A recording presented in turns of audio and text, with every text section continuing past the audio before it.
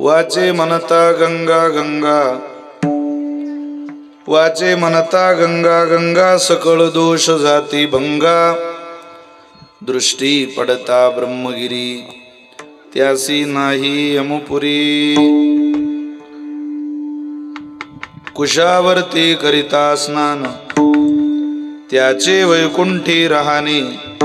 दृष्टी पडता ब्रह्मगिरी, त्यासी नाही यमपुरी. नामामने प्रदक्षिणा, नामामने प्रदक्षिणा, त्याच्या पुण्या नाही गणना. दृष्टी पडता ब्रह्मगिरी, त्यासी नाही यमपुरी. मुक्ताबाई नमो त्रिभुवन पावनी, मुक्ताबाई नमो त्रिभुवन पावनी.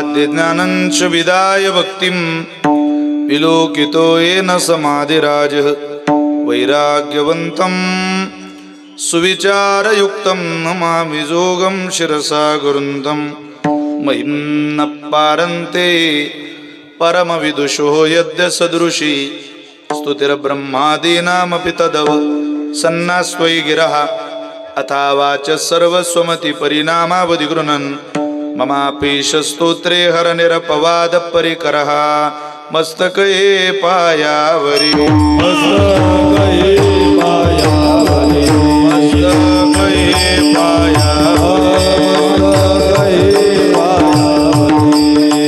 वार करे संतांच्या वार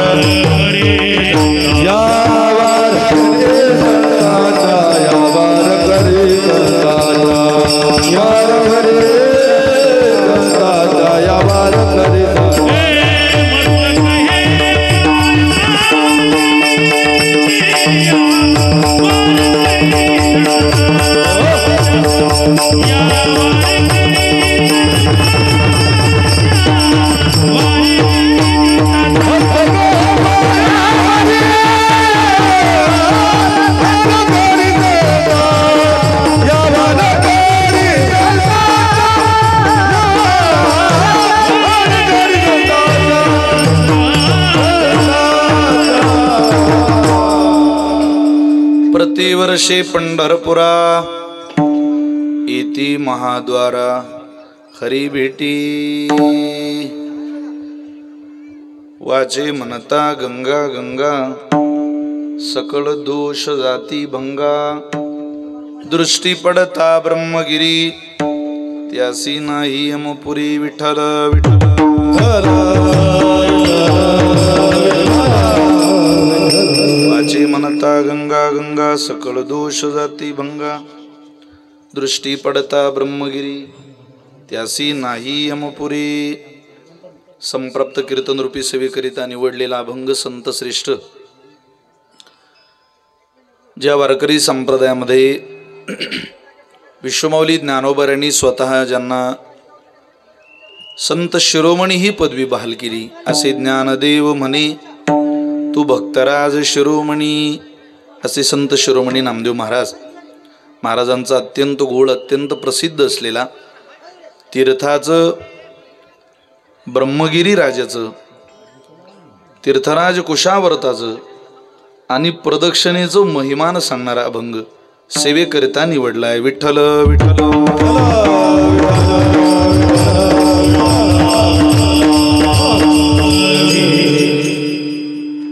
एक चांगला उत्सव सालाबाद प्रमाणे आपण या ठिकाणी एका महान साधूच्या उपासनेनं पवित्र झालेल्या भूमीमध्ये आयोजित केलेला आहे।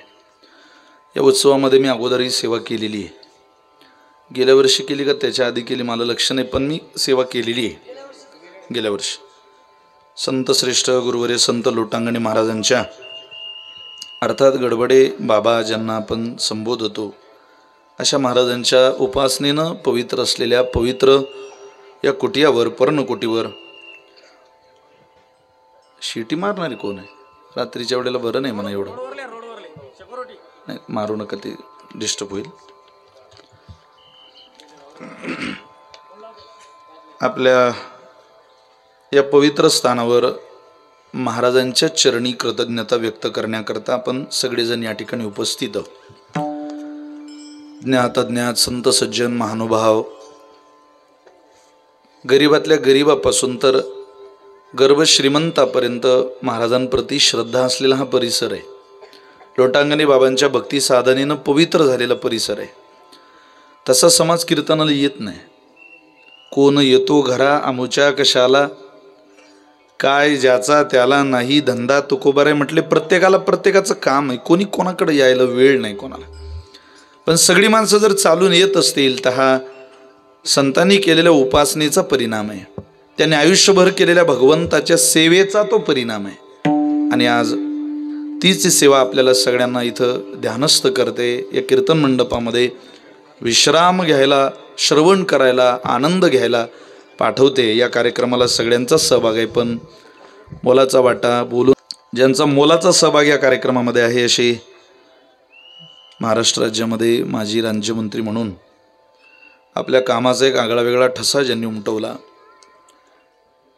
आमच्या मुक्ताईनगरमधून आदरणीय खडसे साहेबांनी ज्यांचं कायम नाव घ्यावं कामाच्या बाबतीत, कारण मी ज्या संस्थेमध्ये काम करतो तिथं थोडंसं राजकीय सामाजिक शैक्षणिक वातावरण आहे, त्यामुळं काम करणारी माणसं जी राज्यातली काही आहेत त्यामध्ये ज्यांचं अग्रक्रमाने नाव आजही जुनी जाणती माणसं घेतात असे आदरणीय सुभाषरावजी ठाकरे साहेब आज साहेब उपस्थित आहे. मी त्यांना मनापासून धन्यवाद देतो, प्रणाम करतो. साहेबांचे सुपुत्र आदरणीय रामदादाही कीर्तनाला उपस्थित आहे.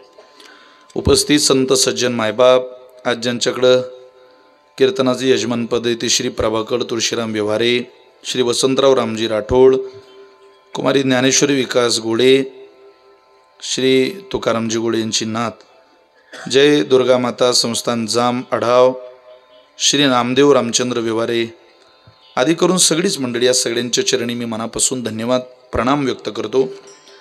गोलूबाबांच्या मोठ्या अट्टहासाने प्रेमाने या वर्षी मला सेवा त्यांनी सुपूर्द केली. आता त्या महात्म्याबद्दल मी काय सांगावं, तो जरा हट्टाला पेटलेला महात्मा असतो. ते काय ऐकत नाही आपलं मागचं पुढं काय चाललेलं आहे काय नाही, तुम्हाला सेवा द्यायची दिली. त्यांच्या प्रेमानंच इथं येण्याचा योग आला आणि आनंद वाटला की मंदिराचीही पुढची दिशा आपल्या अंतःकरणामध्ये हे प्रेम आहे. साधू करता घातलेली 2-4 पावलं आयुष्यात कधीच वायाला जाणार नाही. माझा विश्वास आहे तुम्ही लोटांगणे महाराजांकरता श्रद्धेनं इथं पावलं घालत आलात ना. लोटांगणे महाराज संकट काळात हजारो पावलं टाकत तुमच्या मदतीला धावून येतील. संत हे कृपाळू असतात. टाकलेल्या पावलाची परतफेड करणं हा संतांचा स्वभाव आहे आणि त्या स्वभावाला अनुसरूनच आपण सगळेजण या मंडपात आहोत. अत्यंत आनंद. एकनाथ शिंदे साहेबांच्या बहिणीसुद्धा मोठ्या संख्येनं कीर्तनाला उपस्थित आहे. 2100 झाले म्हणता. आता 6 हप्ते जमा झाले, पुढचे कधी येतात तर तुम्हालाच माहिती तुमचं काय गणित आहे. पण मोठ्या संख्येनं पुरुष मंडळी, महिला मंडळी, आया, माझ्या सगळ्या माता भगिनी उपस्थित, भरपूर मंडळी. तसं उभं राहून कीर्तन ऐकणारे सगळ्यात हुशार श्रोते असतात. त्यांना बरं वाटलं तर ते थांबतात, ते आपले धरलेले बांधले नाही तर आपलं ते निघून जातात. पण हरकत नाही, सगळी मंडळी, बरीचशी मंडळी उभे आहे, बसलेले. आपल्या उपस्थितांच्या सगळ्यांच्या चरणी प्रणाम करतो. मराठवाड्यातलं, विदर्भातलं, खानदेशातलं प्रांतीय भजन वैभव इथं पाहायला मिळतं. 4ही भौगोलिक प्रदेशामध्ये ज्यांनी आपल्या वादनाचा, गाण्याचा ठसा उमटवला अशी सगळी मंडळी आहे. महाराष्ट्रातला कुठलाच मृदंग वादक ज्यांना ओळखणार नाही इतकं नाव ज्यांनी मृदंग विश्वामध्ये आपलं कोरलं असे आदरणीय मंगेजी महाराज जाधव आहेत. महाराजांना मनापासून धन्यवाद प्रणाम. गोड ज्यांनी कीर्तनाचे आरंभी चाल गेले अशी श्रद्धे पंढरीनाथजी महाराज कदम आहेत. आदरणीय हरिभक्तपरायण बंधू शंकरजी महाराज इंगोले आहेत. उपस्थितांच्या सगळ्यांच्या चरणी प्रणाम करतो. आज आमच्या बरोबर आलेले माऊली कार सर्व्हिसचे मालक आमचे बंधू तुकाराम पाटील भवर या ठिकाणी उपस्थित आहे. परिसरातल्या सगळ्या श्रोतृवर्गाच्या चरणी प्रणाम करतो आणि संकल्पित वेळेत ती सेवा चित्कला मुक्ताबाईच्या चरणावर सुपूर्द करण्याचा प्रयत्न करतो. विठ्ठल विठ्ठल.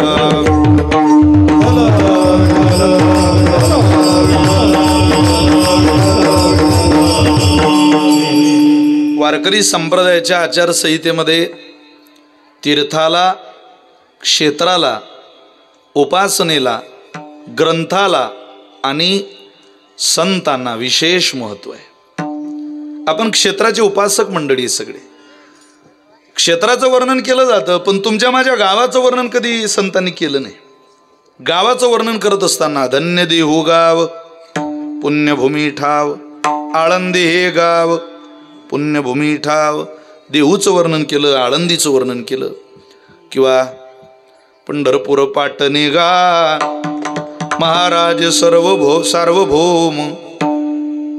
हे जे वर्णन आहे क्षेत्राचं केलेलं वर्णन आहे. कुठल्याही क्षेत्राचं वर्णन होत नाही.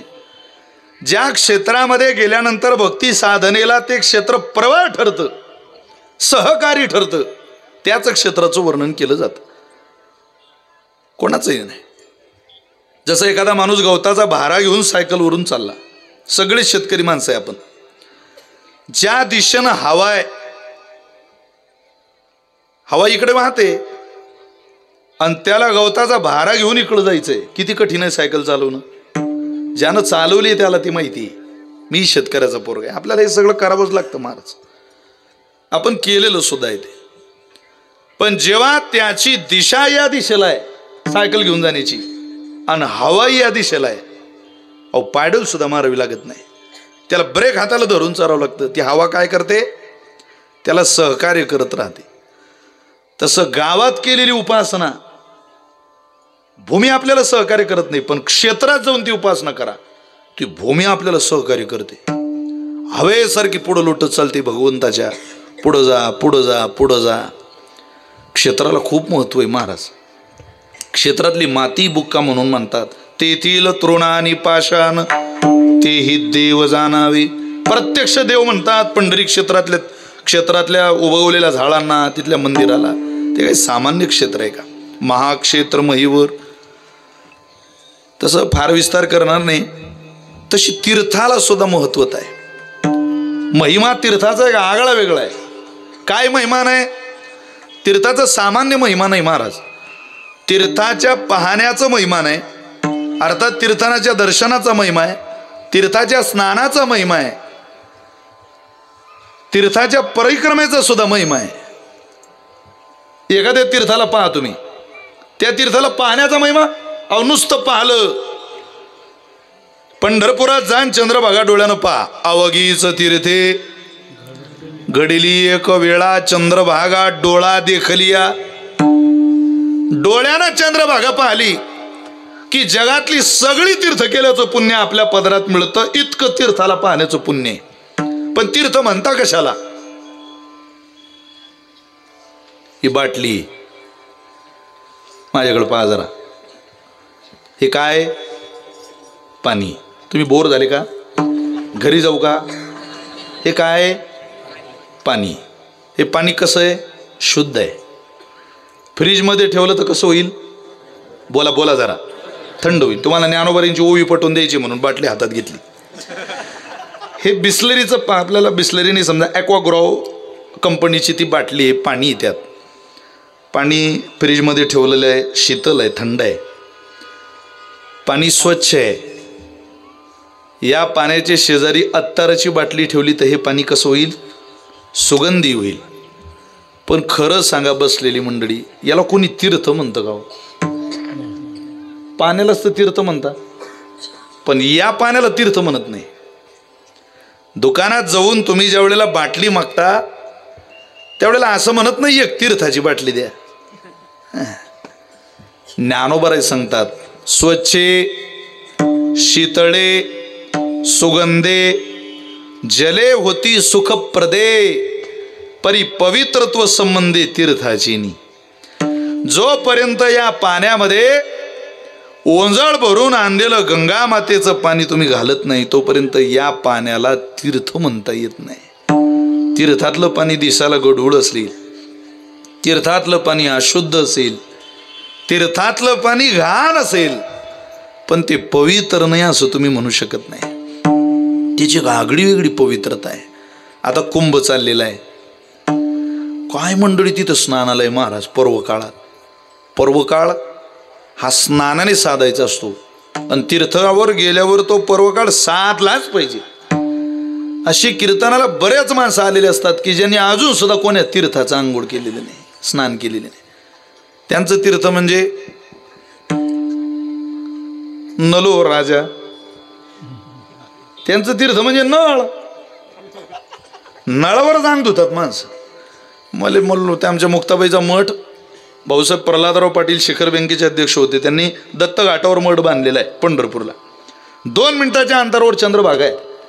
मी बऱ्याचदा आमच्या गुरुवर्यांसोबत भित्ती लावून 2 मिनिटात चंद्रभागेत आंघोळीला गेलो. फक्त 2च मिनिटं बरं, 120 सेकंदात जावायला जातं, कारण ते मठातूनच चंद्रभागा दिसते. सन्न एकदम 3 वाजेला पहाटे. काही माणसं जात नाही या तीर्थावर स्नान करत नाही. त्यांना आपण म्हणा का हो चला ना चंद्रभागेत, ते म्हणतात तिकडे काले जायला लागते, 2.5 तर चंद्रभागा आहे घरात. म्हटलं बाबा तुमचं तत्वज्ञान मोठं आहे, त्यांना काय सांगणार आपण महती. त्यांचं काही लोकांची आपल्याला ऐकून घ्यायची मानसिकता नसते. आपल्याला काय सांगता येईल ते आपण चुकीचं सांगतो याचंही त्यांना भान नाही, पण तरी माणसं सांगत राहतात. एक माणूस भिंतीला खेळा ठोकत होता, पण उलटा ठोकत होता, गुंडी भीतीकडून आणि ठोकत होता. आता किती दिवस ठोकलं तर केव्हा भीतीत जाईल. त्याच्याजवळ एक मित्र गेला, म्हणे का रे भाऊ काय झालं. अरे म्हणे खेळच भिंतीत जात नाही. अरे म्हणून तो वेडा आहे, तो खेळा या भिंतीचा आहे. पाहत आहे म्हणजे सांगणाऱ्यानं सांगा मग पलटवून ठोक, तसं नाही. मी सांगतोय तेच खरं आहे. हो, काही माणसं अशी असतात ज्यांना मी सांगतोय तेच योग्य वाटतं. खरह मूर्ख. आणि तिसरं नाव दिलं यांना स्वेच्छाचारी. स्वेच्छाचारी माणसं असतात जगात काही, त्यांना धेल्याचं ज्ञान नसतं, फक्त मी ज्ञानी आहे एवढंच त्यांना दाखवायचं असतं, बाकी काही कळत नाही त्या लोकांना. का काय होऊन राहिलं, जरा तुमचा चेहरा असा नाजूक दिसतोय, नाराज दिसताय. हो माझी दाढ ठणकते. दाढ ठणकून राहिली. हो हा करा बरं, तुम्ही डॉक्टर जवळ जा.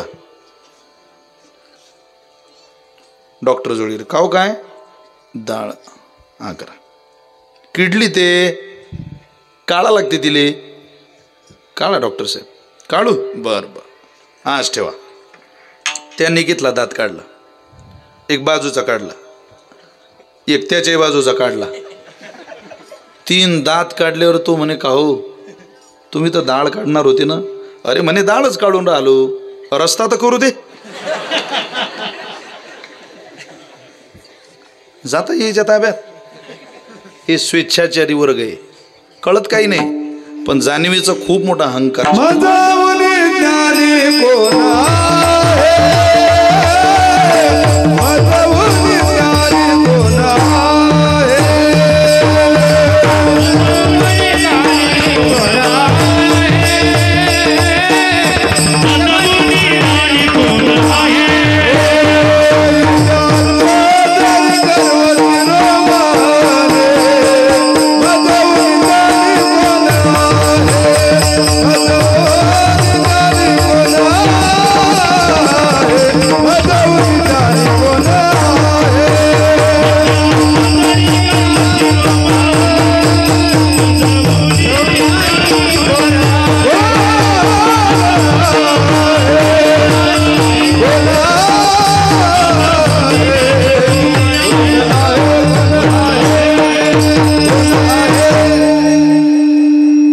सांगतील ते ऐकू नये. कोण मजहुनी ज्ञानी कोण आहे अशी ज्याची भूमिका असेल. पहिला खर, खरह मूर्ख. खर म्हणजे गाढव, गाढवाच्या मागं जाऊ नये. कुत्र्याच्या पुढं आणि गाढवाच्या मागं जाऊ नये, त्यांना काही कळत नाही. मूर्ख, मूर्खाला काय कळतं. मूर्खाला सल्ला विचाराल. अरे काय कळालंय. काही लोकांना जीवनाचा अर्थच कळाला नाही. पैसा ज्यानं कमवला त्याला जर जीवनाचा अर्थ कळाला असं तुम्ही म्हणत असाल तर तो व्यभिचारी आहे. त्याची पोरं वृत्तीला नाही, गळ्यात माळ नाही, एकादशीचं व्रत नाही, पंढरीची वारी नाही, कधी कीर्तन नाही, कधी मांडी घालण्याची वृत्ती होत नाही. ही सामान्य संस्कार आहे. तुमच्या माझ्यापेक्षा तर 2 कामं शिल्लकच आहे की नाही यांना. पण बापही कीर्तनाला आणि पोरगाही कीर्तनाला हजर आहे. ही सामान्य गोष्ट नाही महाराज. हे संस्काराच्याच बीजानं होऊ शकतं, तसं होत नाही. काही माणसं मूर्ख आहे, प्रवास नाही कळत त्यांना. तिसरा वर्ग आहे स्वेच्छाचारी, जे शंकरबुवांनी आता प्रमाण म्हटलं. मजहुनी ज्ञानी, माझ्यापेक्षा कोणी ज्ञानी नाही, स्वेच्छाचारी. अरे कोणीतरी लागतंच ना ज्ञानी, तुझ्यापेक्षा कोणीतरी पुढं लागेलच ना.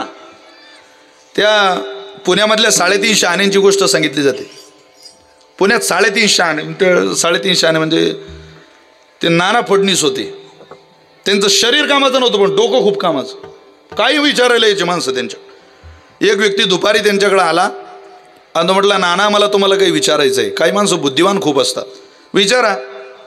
म्हटलं या माझ्या 2 गोळ्या आहे, यातली एक आई आहे आणि एक पोरगी. आई कोणती मुलगी कोणती तुम्ही ओळखा. बरं बरं, हुशारच. जवळ जे एक तलाव होता त्या तलावावर 2 गोळ्या नेल्या आणि 2 गोळ्या पाण्यात सोडल्या. 2 गोळ्या पोहायला लागल्या. कोणत्याही प्राण्याला स्वभावता पोहण्याचा गुण असतो. फक्त एक घोडी पुढं पुढं पोहत होती आणि एक तिच्या मागं मागं पोहत होती. नाना म्हटले पुढं पोहणारी आई आहे आणि मागं पोहणारी मुलगी आहे. तुम्हाला कसं कळालं? बरोबर एकदम. त्यावेळेला त्यांनी दिलेलं उत्तर आहे, या देशातलं घोडीचं बच्चं सुद्धा गीता माऊलीच्या श्लोकाच्या आधारानं जीवन पुढं घेऊन जातं. कोणीतरी मार्गदर्शक जीवनाला लागतोच. सगळ्या गोष्टी आपल्याला शिकता येत नाही, कोणाकडून त्या शिकाव्या लागतात.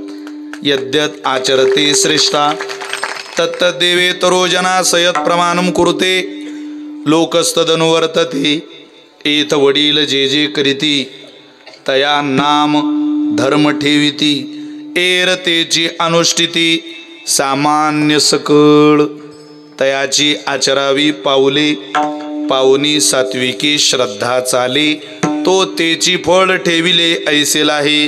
ऐका तुम्ही सगळे वारकरी बांधव आहात, कोणाच्याही मागं उपासनेला मनुष्यानं जाऊ नये. आपले सगळ्यांचे मार्गदर्शक लोटांगणे बाबा आहे, त्यांनी दाखवलेल्या वाटचालीत आम्हाला परमार्थ करायचं. स्वेच्छाचारी तार्किक हा तर्कवितर्क काढणारे लोक असतात. काही लोकांचा स्वभावच तर्काचा असतो. जाय रे ते अमुक अमुक काकाला बोलवणार रे, हां तिथं कुत्रं असलं तर सांगा रे काका कुठं, कुत्र्याचा काय संबंध आहे, काही कुत्रं नाही, हां चावलं तर. म्हणजे काही लोक पुढचंच बोलतात एकदम, काय त्या विषयाची संदर्भ नाही, काय घेणं देणं नाही. तार्किक हा अनुभव शून्य हा तुका म्हणे ते पाहिजे अनुभव. शब्दाचे गौरव कामा नाही तुकोबारे म्हटली. इथं अनुभव पाहिजे, अनुभवच नाही. काय करतात त्या ज्ञानाला? जे ज्ञान वारी करत नाही ते काय ज्ञान आहे? जे ज्ञान भगवंतावर प्रेम करत नाही त्याला काय ज्ञान म्हणता का? तो अहंकार आहे. भक्तीमध्ये प्रेम करावं लागेल ना तुम्हाला, मला, भगवंताला. खूप मुलगा ₹1,00,000 पगार घरात आणतो, 1,25,000 पगार आणतो, पण 1,25,000 पगारामधला ₹1 सुद्धा बापाच्या खादीच्या शर्टाला खर्च करावा वाटत नाही. काय आग लावता त्याच्या 1,25,000 पगाराला? अरे दिवाळीच्या दिवशी 1,25,000 पगारावाल्याच्या बापाच्या अंगावर फाटलेला सदरा, एकदाही पोराला बाजारात जाऊ वाटत नाही, वाशिमच्या मालेगावच्या, आणि बापाकरता खादीचा कपडा आणावं वाटत नाही. काय करता त्याला? तो जगतोय कोण्या वृत्तीत हे महत्वाचं आहे. काही काही लोकांनी घरात आपल्या आईवडिलांचं जीवन हे केवळ मुलं सांभाळण्यापर्यंत मर्यादित ठेवलेलं आहे. झालेली मुलं तुम्ही सांभाळा बस, बाकी काही नाही.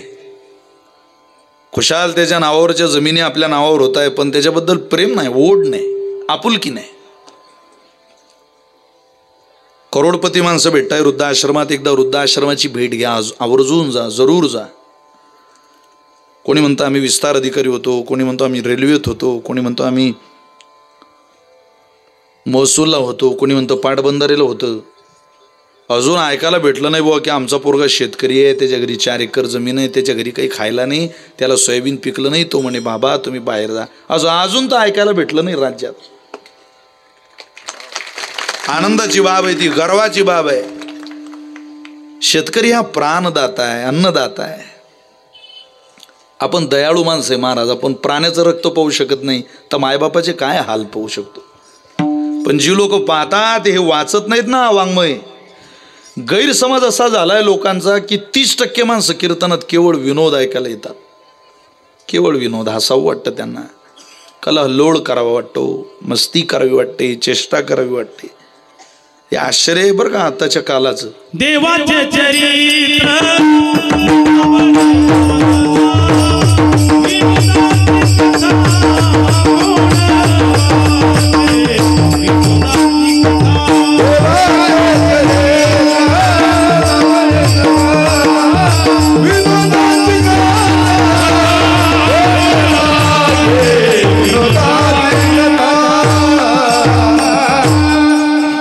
विनोदाची कथा, विनोद असूनही या मताचा मी नाही, पण केवळ त्याच्यासाठीच कीर्तन नाही. हा उपक्रम, उपसंहार, या अभंग, या अभंगाचा महिमान. अरे अन्नाच्या जागेवर गटा गटा पाणी पिऊन हे अभंग बाहेर आले या राज्यात. तुकोबार आहे सारखा महात्मा जेव्हा कीर्तन करायचा त्यावेळेला या महाराष्ट्राचा राजा शिवछत्रपती महाराजांच्या कीर्तनात डोलायचे, ऐकायचे, प्रसन्न व्हायचे. राज्याचा विस्तार ठरवायचे, आम्ही कसा केला पाहिजे, राज्य पुढं कसं नेलं पाहिजे. आपण कधी घेऊ? त्यामुळं कोणाचंही ऐकून वाङ्मयीन उपासना, संतांची सेवा, तीर्थाची सेवा, क्षेत्राची सेवा करू नये. तार्किकः अनुभवशून्यः अगुणज्ञ. ज्याचा आपल्या गुणावर प्रेम नाही त्याला काय करता? कावळ्याला काय कळणार आहे? घोडा काय किमतीचा आहे? पोपट कावळ्याला सांगतो, रे कावळ्या पा काय काठेवाळ घोडे सुंदर. तो कावळा म्हणे घोडा चांगला आहे, पण त्याच्या अंगावर भद नाही, जखम नाही, आणि मला जखम लागते. कावळ्याला ते घोडं चांगलं दिसतं ज्याला चोच मारायला जागा आहे. तसे या जगात बरेच कावळे जे चोचीची जागा पाहता ते चांगलं पाहत नाही. आता काय करणार? नजर नाही पाहते काही. जाहीर निषेध. अरे काय जाहीर निषेध करतो येडे? कावळेचे शापानं काय मेली काय? ते पण त्यांची भूमिका तितक्याच जागीची असते. त्यांना व्यापक जीवन कळत नाही. अशी काही लोकांची भूमिका आहे. अभ्यासत नाही हो माणसं. डॉक्टर माजी पंतप्रधान काही दिवसापूर्वी डॉक्टर मनमोहन सिंग वारले.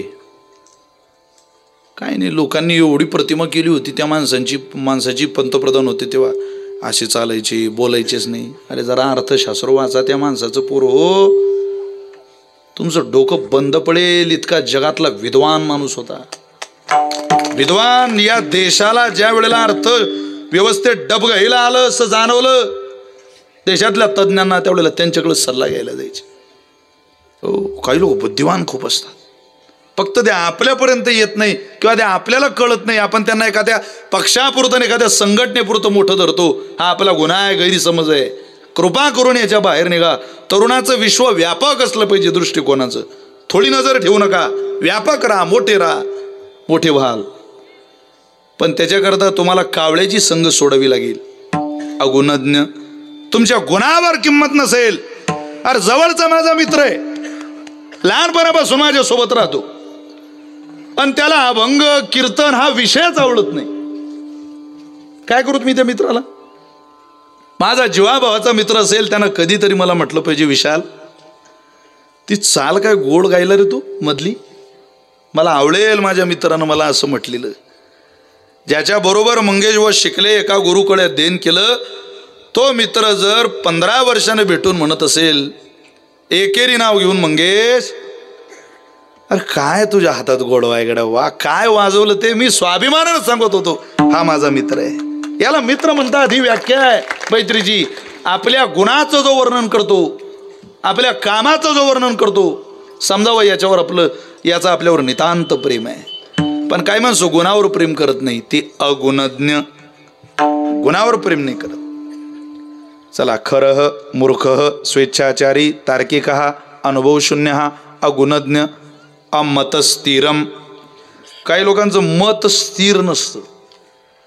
आज एक भूमिका, उद्या एक भूमिका. आता मत स्थिरतेचं चाललंय सगळं वरती. लोक विचारायला लागले सगळे आता का कर्जमाफी कधी. काही जण म्हणतात आम्ही म्हटलंच नव्हतं असं. अमतस्थिरम. शास्त्र कोणाला सोडत नाही. ते काय माझ्या वडिलांनी थोडीच लिहिलेलं आहे. ते म्हणतं खैची सापडला म्हणजे गेलाच. सोपं नाही ते. अमतस्थिर. म्हणून मनुष्याची भूमिका कधी बदलू नये. जसं आहे, तुम्हाला 2-4 माणसं वाईट म्हणतील, कधीच आपला स्वभाव माणसानं बदलू नये. आपण जर वाईट काम करत नसेल, चुकीचं करत नसेल, चुकीचं वागत नसेल, तर कोणाकरता तुमच्या जीवनाची आचारसंहिता बदलू नका. आहे तशी राहा. जैसा आहे तैसा राहे तरी का देव दुरी. काय नाही, तरुण पोरांनी अजिबात काळजी करू नका. तुम्हाला काय म्हणायचं कोणाला म्हणू द्या. माझी तर विनंती आहे तुम्हाला, ज्या तरुणाईचं स्वतःच्या मनगटावर विश्वास असेल त्यानं भरपूर सोनं नाणं घाला, चांगले कपडे घाला, चांगल्या भारीत भारी गाड्या वापरा, शक्यतो मोटरसायकलपेक्षा 4 व्हीलरचा प्रवास करा, चांगलेच कपडे घाला, चांगल्याच गाड्या वापरा, चांगले काय वापरायचं तुम्हाला ते वापरा, ब्रँडेड जीवन जगा. पण कावळ्यासोबत राहू नका. गाड्या मजा नाही राहिली त्यात. आता का हो, पोरगा कुठे आहे तुमचा? तो साहेबांसोबत आहे, तो तहसीलदारांसोबत आहे, तो नायब तहसीलदारांसोबत आहे, तो पाटबंधारे डिपार्टमेंटला गेला आहे. तो महसूलला गेलाय, तो इरिगेशनला, कुठं कोण्या ऑफिसमध्ये असावा. हो का हो तुमचा पोरगा कुठे? निंबाखाली पत्ती खेळून राहिला. त्याला आणा इकडे त्याची जरा. हिंदुस्थानात असं गाव नाही जगावात रतन खत्रीचं नाव नाही. जय देव जय देव जय वरली मटका, ओपन में लगा तो कॉलेज में झटका. अरे आई, जमिनी गेल्या लोकांच्या तर बजेट बसला नाही. नाही काल रात्री नाग माझ्या स्वप्नात आला. नागाचे 9, पाण्याचे 5 आणि नागाचे 9. 10 एकर विकले आमच्या गावच्या एकानं नागात. तू काय ती बिन वाजवून राहिला अडी. ते काय सगळ्याला जमते का? ज्यांनी पुष्पा टोप आला त्याचे खांदे अजून नीट नाही होऊन राहिले. त्याला सांगायला लागते खांदा नीट कर, तुझी बायको रुमण्यानं हानीन तुले. त्याची श्रीवल्ली होती, हे मामाची पोरगे हानीन तुले, ते रिकामे कामं करू नको. त्याचं लाल चंदनात जमून गेलो, तुही लाल होईल. काय कोणाजवळ राहायचं? आश्चर्य आहे ना. तरुण पोरांना माझी हात जोडून प्रार्थना आहे रे पोर, आपण खूप दिवसेंदिवस मागेच चाललो बरं. तुम्हाला मारवाडी समाजाचं एक पोरग निवडणुकीत डमी वाटताना दिसणार नाही. माझं खुलं चॅलेंज आहे तुम्हाला. इतका सोजवळ समाज आहे, कधीच पोरं आडशी करत नाही. आता निवडणूक झाली, आलं तुमच्या घरी एखादं मारवाडी समाजाचं पोरग डमी वाटायला आलं की अमुक अमुक ठिकाणी मतदान करता, हो माझ्या गावात तर नाही आलो. 4 तास बँडच्या तालावर नाचणारं मारवाडी समाजाचं तुमच्या गावातलं पोरग दिसलं का तुम्हाला? मी 30% मारवाडी समाजाच्या गावात राहतो, मला अनुभव आहे त्या समाजाचा. माझे अनेक मित्र आहे चांगले त्या समाजात. कधीच नाही. निवडणूक प्रचार बिचार हे त्यांची पोरं, ती पहिलं कामाला प्राधान्य देतील. काम संपल्यावर सगळं. आपल्या तर आचारसंहिता लागायच्या अगोदरच 2-2 ड्रेस शिवून घेता. साहेब उठायच्या अगोदर साहेबाच्या घरी, साहेब लवकर उरका, आपल्याला जरा जास्त गावं घेणं आहे. साहेब म्हणतो तू ताण घेऊ नको ना, आपलं जमून राहिलं, तुला काय टेन्शन आहे इतकं. ज्याचा ताळामेळ नाही, प्रपंच असं काही अजून विस्तार नाही, कुठलीच व्यवस्था घरात नाही, तोही पोरगा जगाला तत्वज्ञान सांगायला लागतो, जगात स्वतःची वाटचाल शोधायला लागतो. अरे मार्गदर्शकाच्या भूमिकेत तुला जाता येणार नाही, तुला अनुभव नाही वेड्या. तू छोटा आहे, छोट्यासारखा राहा. अगुणज्ञ अमतस्थिरम तेषां पार्श्वं न गच्छयो न गच्छयो न गच्छयो. या लोकांच्या मागं तुम्ही जाऊ नका, जाऊ नका, जाऊ नका शास्त्र म्हणतं. मग तुम्ही कोणाच्या मागं जा? तुम्ही क्षेत्राजवळ जा, तुम्हाला तिथं साधक भेटतील. तुम्ही तीर्थाजवळ जा, तिथं तुम्हाला साधक भेटतील. बरं, जीवन जातच असतं, पण या जीवनामध्ये मी सकाळी बोलून आलो, अस्ति जायते वर्धते विपरिणमते अपक्षयते विनश्यती. या 6 अवस्था आहे जगण्याच्या. या 6 अवस्थेमध्ये क्षेत्र ठेवा. या 6 अवस्थेत कधी तीर्थ ठेवा. या 6 अवस्थेत कधी ग्रंथ ठेवा. या 6 अवस्थेत कधीतरी लोटांगणी महाराजासारखे संत ठेवा. आणि या 6 अवस्थेत कधीतरी उपासना साधना ठेवा. पहा तुमचं माझं भलं होतं की नाही. अस्ति म्हणजे तरुण पोरगा वयात आला की लोक त्याच्याजवळ येतात आणि विचारतात, का रे भाऊ, अरे बुंदी कधी खावाडतो? तुमच्याकडे बुंदी म्हणता की काही पोळ्या वगैरे काही? बुंदीच ना. अरे बुंदी कधी खाऊ घालतो? तो म्हणतो मी अख्ख्या तालुक्याला बुंदी खावायला तयार आहे, पण योगता आला पाहिजे.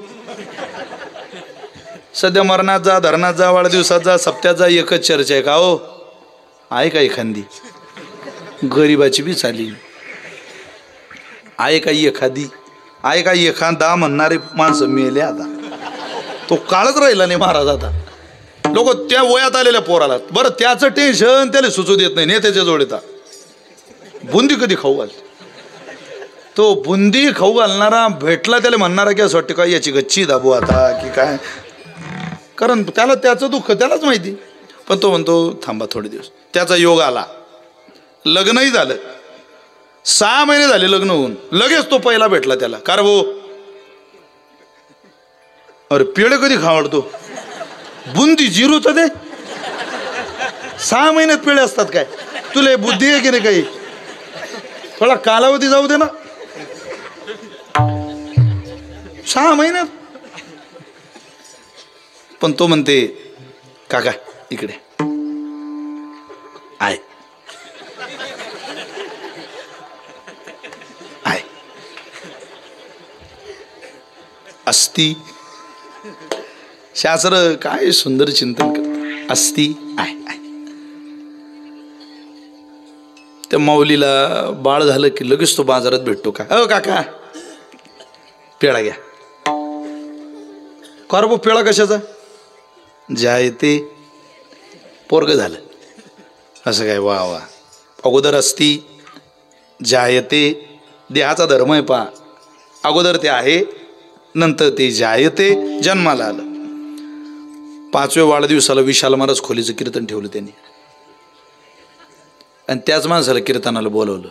तो म्हणे का रे हे तेच तुझं बाळ काय लय मोठा झाला रे पोरगा. हो 5 वर्षाचा झाला. वा वा वा, द्या 500 रुपये त्याच्या हातात, आगाऊपणा करू नका आता. बरं देतो. वर्धते वाढणार आहे, स्वभाव आहे त्या देहाचा. ही वाटचाल आहे जीवनाची. दाढी मिशी फुटली की लोक म्हणतात तुमचं आहे का, हो. अरे विपरीन मते, मोठं झालं हो, दाढी मिशी आली. हो खूपच चांगलं आहे ते. असा नाचते तो बँडवर की तुम्ही पाहत राहायचा ना, असा नाचते तो खूपच. त्याला कोणीही लग्नात, लग्न लोकांचं नाचता येईल डोक्याचं. अरे बाप रे, तुम्ही कोणीही लग्नात त्याला एखादा हात घ्यायला वा, असा नाचते तो की बँडवाले म्हणतात हा जर असेल तर आम्ही तारीख घेत नाही बोपोडची. परवा तर चालू डीजे बंद पडला, जनरेटर चालू होतं तरी यानं नाचणं नाही बंद केलं. सारे लोक याच्याकडेच पाहिजे की पाहो डीजे बंद पडल्यावर बी जनरेटरच्या तालावर नाचून राहिला. विपरीन मते.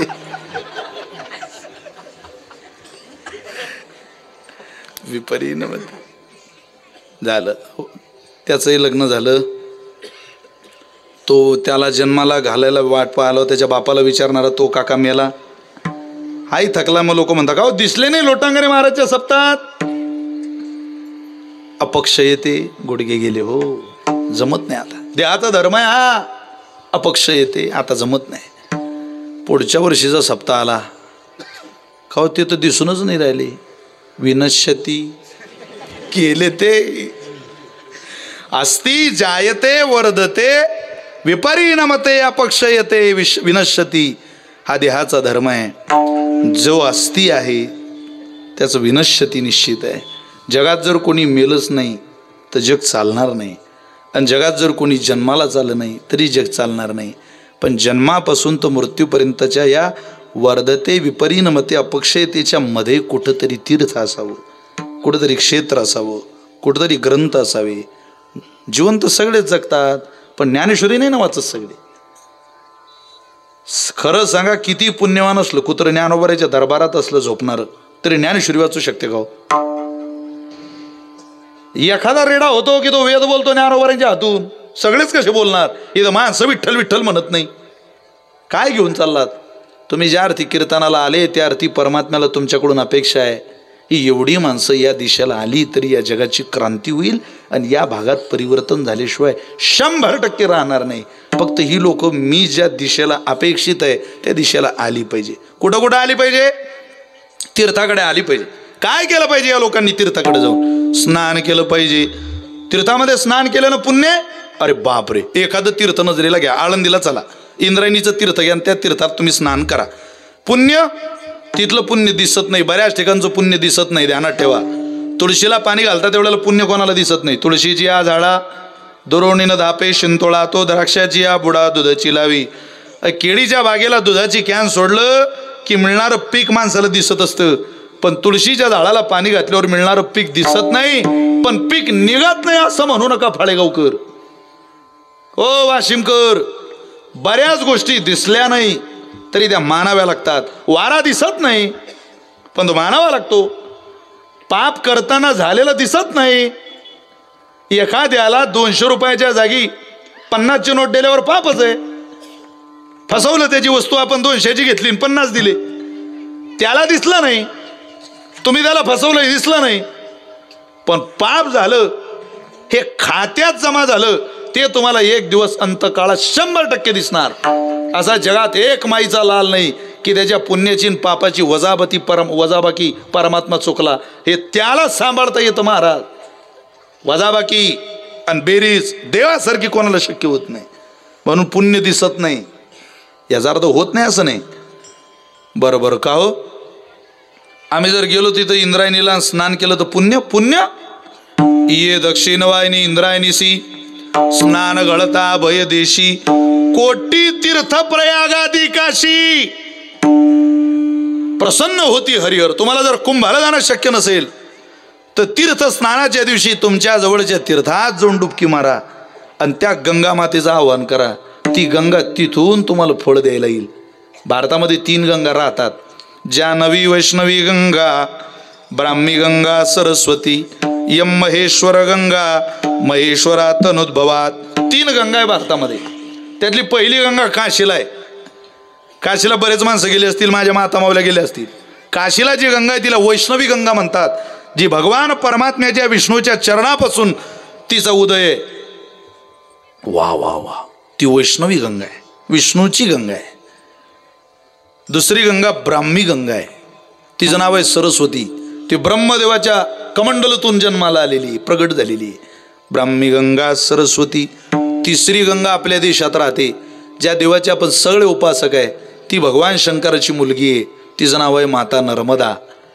महेश्वरातनुद्भवात, भगवान शंकराच्या शरीरापासून तिचा जन्म आहे, म्हणून तिला महेश्वर गंगा म्हणतात. भगवान शंकराला विश्वातली सगळ्यात प्रिय नदी कोणती असेल तर नर्मदा माता आहे. तिचं जल देवाला प्रिय आहे. का? ती मुलगी आहे.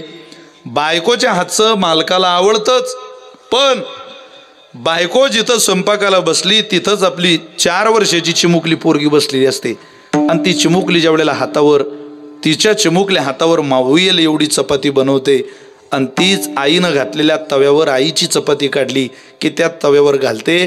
ती अर्धवट शेकलेली, अर्धवट तयार झालेली ती चपाती ज्या वेळेला ती पोरगी बापाच्या ताटात आणते, बाप म्हणून कीर्तनाला बसलेल्या प्रत्येकाने आपल्या पोरीनं हातावर बनवलेली ती चपाती पहा. खरंच सांगा, बायकोची चपाती खाताना आनंद जास्त आहे की लेकीनं चिमुकल्या हातावर बनवलेली चपाती खातानाचा आनंद जास्त आहे? लेकीच्याच हातचा आहे महाराज, बाळ आहे ना ते. या घरात मध्ये देवाचं असू द्या नाही तर तुमची माझी असू द्या, तीर्थ सांगतोय तुम्हाला ऐका. लेक माणसाला प्रियच असते. आठवड्याभराने या तुम्ही घरी, आठवड्या, आणि तुम्हाला 3-4 वर्षाची पोरगी असू द्या, मी दाव्यानेशी सांगतो महाराज, मला ही मुलगी एक. ज्या वेळेला दिवसभर थकून आठवडाभर प्रवास करून तुम्ही घरी येता आणि तुम्ही घरी आल्यानंतर तुमची 4 वर्षाची पोरगी तुमच्याजवळ पळत येते आणि बापाच्या पोटाला चिकटून मिठी मारते, त्यावेळेला जगण्याचा जगा वेगळा आनंद असतो. ती जवळ येते, फक्त बापाकडं पाहते, का आई मागत नाही, पाहत राहते. जिला बाप काय सांगता येत नाही पण बापाशिवाय करमत नाही, अशी जगात एक जात आहे. एखादी मुलगी पाहिजे माणसाला. मुलगा असला काय नसला काय, फार खंत मानू नका मुलगी असणाऱ्यांनी, पण मुलगी जरूर पाहिजे. मुलीचं प्रेमच वेगळं आहे महाराज. जे भगवान शंकराला प्रिय तर तुमचं माझं काय.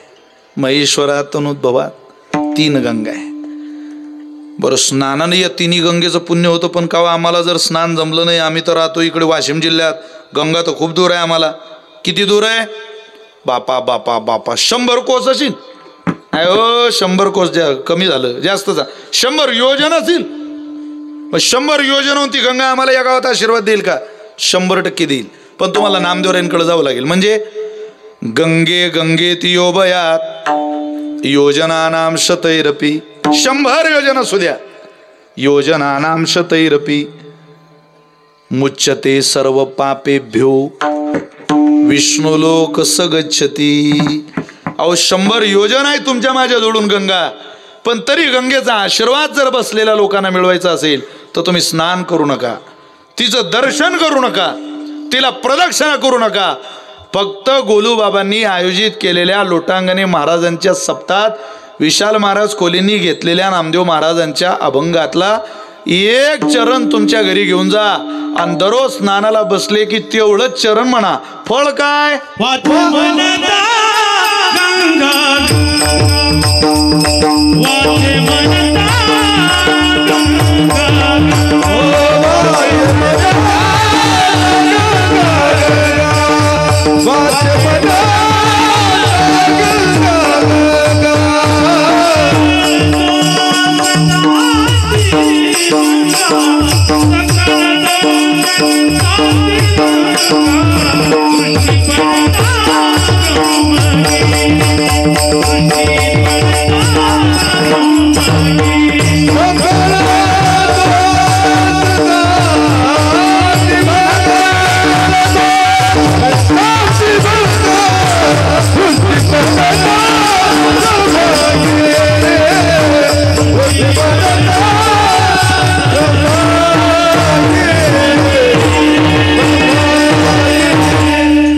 जसं पुण्य दिसत नाही तसे दोषही तुम्हाला आणि मला तुमचे माझे दिसत नाही. आपल्यात जे दोष आहे ते निवृत्त करायचे झाले तर तुम्हाला तीर्थच ते वाचवू शकतं. तुम्ही म्हणा वाचे म्हणता गंगा गंगा, फक्त गंगा गंगा गंगा गंगा एवढं जरी म्हटलं, हा नामासक्तीने केलेली पूजा आहे. नामासक्तीने केलेली महापूजा गंगा मातेची आहे. सकळ दोष जाती भंगा, सगळे दोष निवृत्त होतील. माणूस दिसायला चांगला आहे म्हणून चांगला असतोच नाही. विशाल महाराज खोलीचा आज बरं आहे, पण माझ्यात काय दोष हे मला नाही ना माहिती, हे परमात्म्याला माहिती. मी चुकलेलं माझ्या लक्षात राहत नाही. 1000 माणसं पाया पडून जातात ते ध्यानात राहत नाही.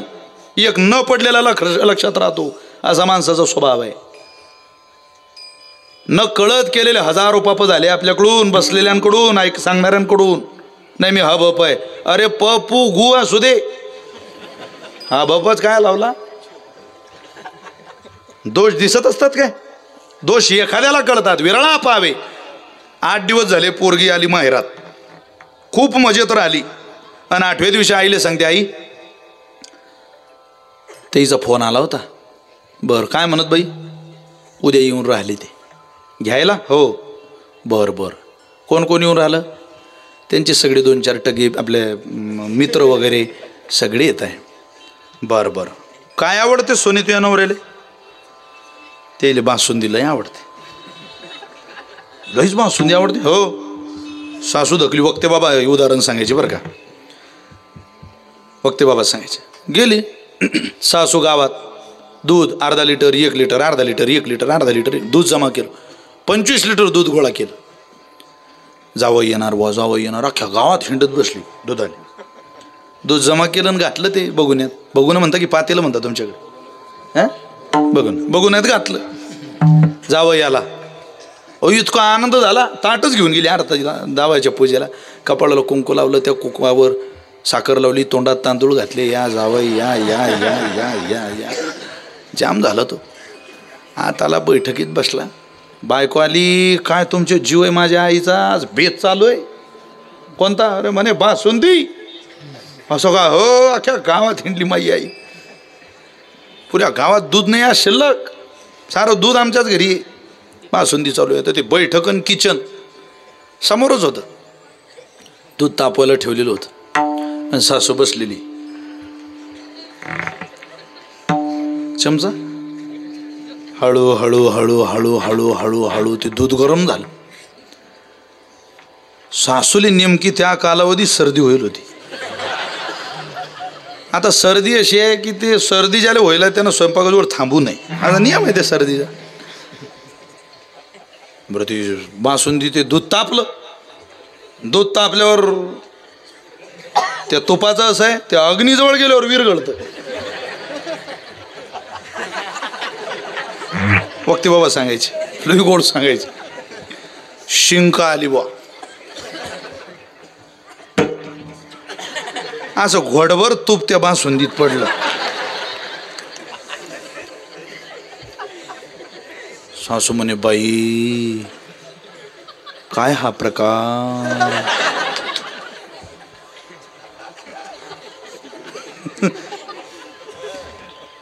ते म्हणे आता एवढंच तूप एवढंच काय, तेवढं काढून मसाला आणून डबल दूध आणून. हं त्यानं घेतलं ते घोटून आणि ते यानं पाहिलं बा जावयानं. तो म्हणे मेलो गळ्या. हो बापा. आणि हे बासुंदी खाणार कर बापा, आपल्याला मरणच आहे. तो म्हणे हे खाऊन तर, तो म्हणे आपला जीव गेला तरी हे नाही खाणं आपल्याला. स्वयंपाक तयार झाला. वडे भजे कुरडाई पापड चपात्या सगळं एकदम रेडी. कारभार वाढले पानं. ते 2-4 मित्रही बसले, जावई बसला, सासरा बसला, मी होना बसला.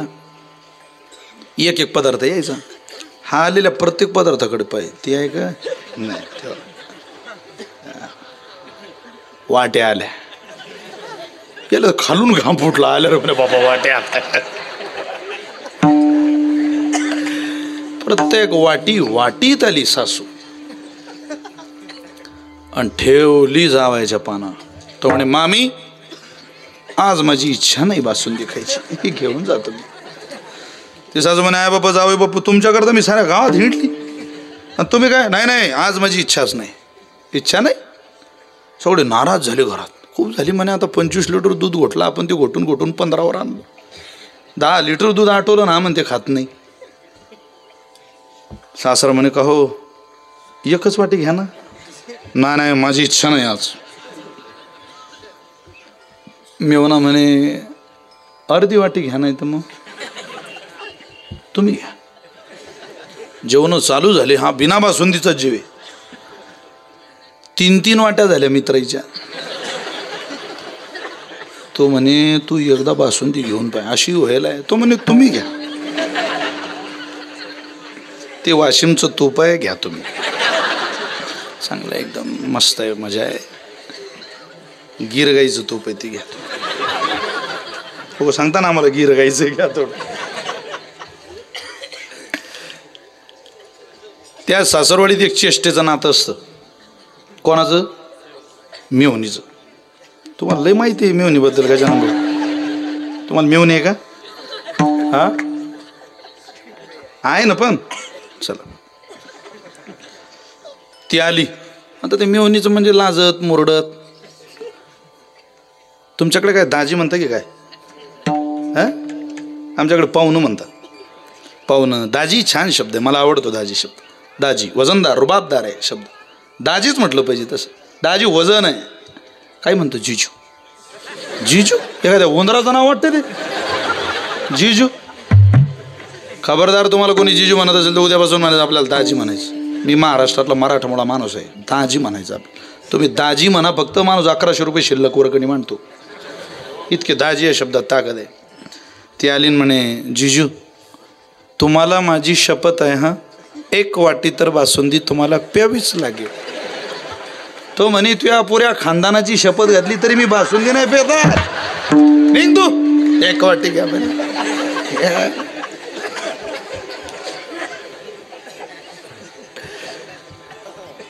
शेवटी बायको आली म्हणे एखादी तर वाटी घ्या. तो म्हणे बासुंदी पिऊ की तूप घेऊ. इकडे त्या कानात सांगतो मी. आता उदाहरण ऐकलं ना तुम्ही हसून फ्रेश झालात ना. आत्ता माझा भाव आहे का. माझा मुद्दा इथं आहे. ती सासूरवाडी म्हणजे हा संसार आहे. त्या सासूरवाडीचा देखणा स्वयंपाक बनवायला दिसतोय. देखणा बनवणारी एक सासू आहे. तिचं नाव आहे माया. जे मायेनं बनवलं तुकोबरे म्हटले ते चांगलं नाही. सगळं घाणीतलं आहे. आणि दोषानं भरलेलं आहे. दिसायला बासुंदी चांगली पण दोषानं भरलेली. ज्याला दोष दिसला त्याला ती बासुंदी गोड लागत नाही. पण एखादा संत रूपी जावई असा हुशार असतो की जीव बासुंद्याच्या 4 वाट्या आणता. पण संत रूपी जावई लोटांगणी महाराजासारखे जावई एखादीच असतात. ते म्हणता नाही आपण ही बासुंदी खायची नाही. आपण आपल्या वाणीला बिघडवायचं नाही. ही दोषानं भरलेली आहे. मायेचं खायचं नाही. दोष लागू द्यायचा नाही. बरं मग यांना लागलाय आता लागू द्या. पण जर यांना लागलाय तर त्यांच्या दोषाच्या निवृत्तीकरता सुद्धा आपण साधनं शोधली पाहिजे. व तिथून तो साधक, तिथून तो संत, तिथून तो महात्मा. संत एकांती बैसले सर्व सिद्धांत शोधिले.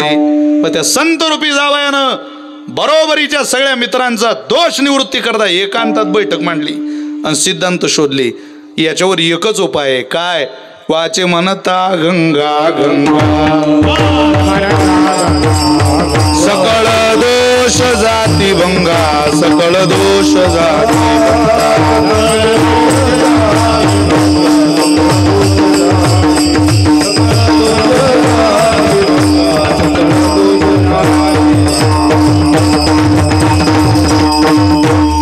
परमात्म्याला ठरवलं, भगवंतानं ठरवलं तर तुम्हाला मला बाहेर काढायला क्षण सुद्धा लागत नाही. माईचं काय पाहता. तुकोबरींची एक फुगडी आहे. फुबाई फु फुगडी फु फुगडी फु आता फुगडी फु आता फुगडी फु फुबाई फु फुगडी फु फुबाई फु आता फुगडी फुबाई फु फुगडी फु फुगडी फु आता फुगडी फु आता फुगडी फु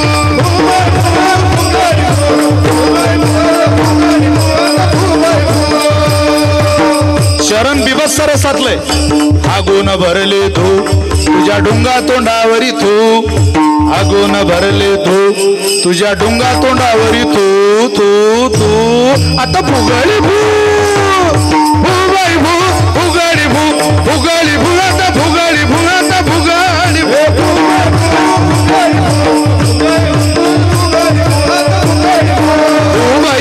फुगळी भू भू भू फुगळी भू आता फुगळी भू आता फुगळी भू.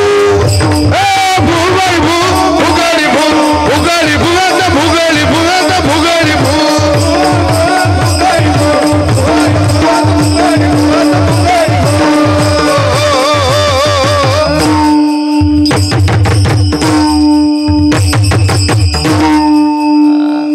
तुकोबारांची फुगळी. तुकोबारे म्हटले मायेच्या आधींचे जे गेले त्यांना दोष लागला. काही काहीच्या शरीराला लागला, काही काहीच्या वाणीला लागला. हे सगळे दोषच आहेत ना. काही काहीची वाणी दोषानं पिछाडलेली, दोष लागतो तेव्हा दिसत नाही. अहो स्वतः श्रीराम प्रभू वनवासामध्ये असताना लखनजी बरोबर एका आश्रमात जात आहे. दुर्गंध आहे तिथं, पण वाणी फार गोड आहे. भगवंतांनी विचारलं का हो कोणाचा आवाज आहे हा, खूप सुंदर चोपाय ऐकू येत आहे. सांगितलं श्रीरामा माझं रूप पाहण्याजोगं नाही, एवढी वाणीच कामाची. रूपाला माझ्या सौंदर्याला माझ्या अंगाला दोष लागलेला आहे. माझ्या अंगाचा सडल्याचा वास येतो, दुर्गंध येतो. कोणी तो दुर्गंध घेऊ शकत नाही. माझी वाणीच ऐकण्यासारखी आहे. फक्त 1000 किलोमीटरवरून त्याच्या शरीराचा दुर्गंध यायचा. शरभंगाचं वर्णन केलेलं आहे. वाणी फार पवित्र, देहाला दोष लागलेला. दोष कुठं लागेल सांगता येत नाही. काही लोकांचं देह चांगला असतो, अर्धवट देहाला वाणीला दोष लागलेला असतो. राजीसूय यज्ञ चालू होता. तुम्ही बोर झाले का, मी घरी जाऊ का? राजीसूय यज्ञ चालू होता. त्या यज्ञामध्ये भगवंताकडं जबाबदारी बरीचशी होती. बरीचशी म्हणजे सगळीच होती. भीमाला काम दिलं होतं देवानं ब्राह्मणांच्या पंक्तीत त्या ब्राह्मणांना जेवू घालायचं, त्यांच्याकडे लक्ष द्यायचं, कोणी उपाशी राहता कामा नाही. म्हणजे भीम महाराज फिरायचे, पण तो भीम गदा घेऊन त्या पंक्तीत फिरे. घे रे लाडू घे, बुंदी घे, भाजी घे, गदा घेऊन. आता पंक्तीत कोणी गदा घेऊन हिंडते हो? ते ब्राह्मण असे सोकून गेले. ते म्हणत बापा रे घेतलं नाही तर हा हानीनच. बरं घ्या आणि ते शिल्लक करा. यज्ञातलं नाही ते असे वाळून गेले. भगवंतानं पाहिलं काहीतरी ब्राह्मण जेवून नाही राहिले पाहिजे तसे. मग देवानं सोबत घेतलं भीमाला. सांगितलं सर आपल्याला एका ठिकाणी जायचं, एक महात्मा राहिलाय जेवायचा, त्याला आणायचं आहे. त्यांचं नाव मला आता आठवणार नाही, पण भीमाला सोबत घेतलं आणि घनदाट अरण्यात गेले. आणि ज्या साधूकडे ज्या महात्म्याकडे नेलं त्याचं अख्खं शरीर सोन्याचं आणि तोंड डुकराचं. दोष लागला होता. शरीर सोन्याचं इथपर्यंत आणि एवढं डुकराचं. भीम म्हणे बापा पारे काही तोंड आहे म्हणे बापा हे. भगवान म्हणत चला तुम्ही यज्ञामध्ये, तुम्हाला निमंत्रण आहे. तो साधू म्हटला देवा आलो असतो, पण काय करू मी तिकडे आलो तर माझ्याकडे पाहूनच बऱ्याच लोकांची जीवन होणार नाही, म्हणून मी मुद्दाम आलो नाही. अरे इथला प्रसादच मी तुझं यज्ञातला प्रसाद म्हणून खाऊन घेईल. तू आलास माझ्याकडं तर हेच खूप झालं निमंत्रण घेऊन, पण माझी येण्याची वाट बघू नको. आता निघून जाऊ की नाही तिथून परमात्म्यासोबत. भीम तिथंच थांबला आणि भगवान पुढे निघाले. भगवान म्हटले चाल ना भीमा.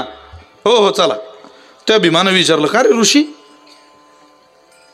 बोलण्याची पद्धतही पाहा तुम्ही. आता तो काही सामान्य ऋषी होता का, पोरगा असा 5-7 वर्षाचा. भीम म्हणे का रे ऋषी, तू म्हणे लेका अख्खा सोन्याचा आणि हे तोंड का डुकराचं, हे चांगलं वाटत नाही म्हणे गड्या. हे झालं कसं? जाऊ द्या म्हणे भीम महाराज आम्हाला दोष लागलेला आहे. असा कसा दोष आहे, काय केलं तुम्ही असं? काही नाही म्हणे मला देवानं काम दिलं होतं ब्राह्मणांच्या पंक्तीत फिरायचं आणि मी गदा घेऊन हिंडत होतो म्हणे. ते गदा घेऊन फिरता फिरता त्या सगळ्या ब्राह्मणांनी शाप दिला, जेवू देत नाही, तुलाही जेवण मिळणार नाही चांगलं. भीमानं गदा टाकला, यज्ञ होईन तुटलो, गदा खांदावर घेतला नाही. भीम म्हणे या बाबांना आपल्याला इथं कशाला आणलं हे आता कळालं. याला दोष म्हणतात. एकदा ते लागले की मनुष्याला अपवित्र करतात. पण काही नावं असे जगात की ते घेतल्यानं दोष कमी होतात. नामनोस्मी यावते शक्ती पापरणीर हरणीर तावत कर्तुम न शक्नोती पातकम पातकी जनहा. काही करा तुम्ही, दोष जात नाही, पण एवढं नाम घ्या, दोष गेल्याशिवाय राहत नाही. म्हणून रोज गंगा गंगा. आपण स्नानाला बसूनच तुमच्या मुलाला शिकवा. योजनानाम शतैरपी, 100 योजनवर असलेल्या गंगा मातेचं गडव्या भरला पहिला डोक्यावर घातला की म्हणायचं गंगेश्च यमुनेश्चैव, तिचं आवाहन करायचं. गंगे गंगेति यो प्रयात योजनानाम शतैरपी. गंगा गंगा गंगा गंगा गोदावरी नर्मदा सिंधू कावेरी, ही म्हणा. या नद्या नाही, हे महातीर्थ या विश्वातले. ज्या सिंधूवरून या देशातला हिंदू प्रतीतीला आला, ती तेवढी सिंधू नदी अजून भारतात नाही, ती पाकिस्तानात आहे. दुर्दैव आहे तुमच्या माझ्याकरता. पण जेवढ्या आहेत तेवढ्यांचं तरी आपण पावित्र्य राखू. या आपल्याला मैयाप्रमाणे महाराज विदर्भात आपल्याकडं पद्धत आहे नदी म्हणायची, तुम्ही उत्तर भारतात जा, त्या संध्यांना असं विचारून चालत नाही नदी कुठे, ती जीव घेतील आपला. ते म्हणते मूर्ख नदी बोल रहा, अरे मैया बोल. गंगा हमारी माता है, यमुना हमारी माता है, नर्मदा माँ हमारी माता है. तसं आईला परिचय करून ठेवा, महिलांनी तरी करून ठेवा. पूर्वी गंगा हा शब्द घरात येण्याकरता गंगाळ होते आंघोळीला. त्याचं मूळ नाव गंगालय आहे. गंगा आणि त्या गंगेचा जिथं आलंय ते गंगालय. आता घासायचा कंटाळा म्हणून काही काही नाही ते गंगाळ वरतीच ठेवून दिली. काही काहीच्या घरात आंघोळीला टप आहे. अगोदरच आयुष्यात टप चाललं आणि त्यात लोक टप घेऊन राहिले. ते गंगाळ खाली काळा झाला. निदान सकाळी सकाळी तुमच्या पोरांनी म्हटलं पाहिजे आई मला गंगालया स्नान करायचंय, बस झालं. तुमच्या पोराला गंगेचं स्नान घडेल, सगळे दोष निवृत्त होतील. वाची म्हणता गंगा गंगा. कोणत्याही निमित्ताने शब्द येऊ, पण विश्वातला प्रसिद्ध पवित्र शब्द तुमच्या मुखात आला पाहिजे. सकळ दोष जाती भंगा, तुमचे सगळे दोष निवृत्त होतील. संतांनी सगळ्याच गोष्टीचं वर्णन केलं. या जगातली माती सुद्धा अपवित्र नाही. या जगातले डोंगर पाहिले की काही काहींना त्रास होतो. अरे काय डोंगर अटला, जमीन सुपीक नाही. अरे तो डोंगर तसा नाही, तो आशीर्वाद द्यायला डोंगर आहे. तसा एक त्र्यंबकेश्वराच्या भूमीत असलेला डोंगर आहे, ज्याला पाहिलं की यमयातनेचा त्रास सुद्धा कमी होतो. महाराज त्याचा पुरावा देत आहे सेवेला निवडलेल्या अभंगाच्या 2ऱ्या चरणात.